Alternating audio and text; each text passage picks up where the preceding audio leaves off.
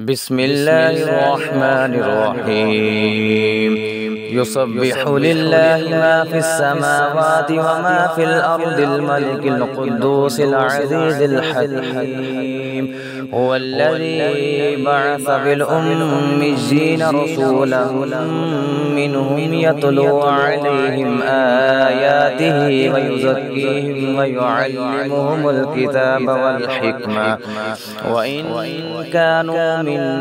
قبل لفي ضلال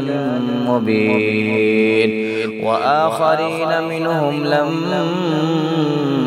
يلحقوا بهم وهو العزيز الحكيم ذلك فضل الله يؤتيه من يشاء والله ذو الفضل العظيم مثل الذين حملوا التوراة ثم لم يحملوها كمثل الحمار يحمل أسفارا بئس مثل القوم الذين كذبوا بآيات الله والله لا يهدي القوم الظالمين قل يا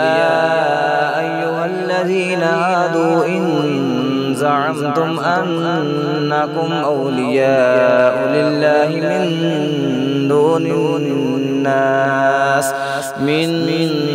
الناس فتمنوا الموت إن كنتم صادقين ولا يتمنونه أبدا بما قدمت أيديهم والله عليم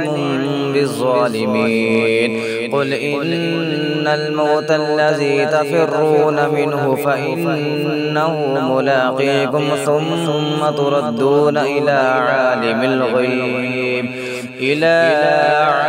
الغيب والشهادة فينبئكم بما كنتم تعملون يا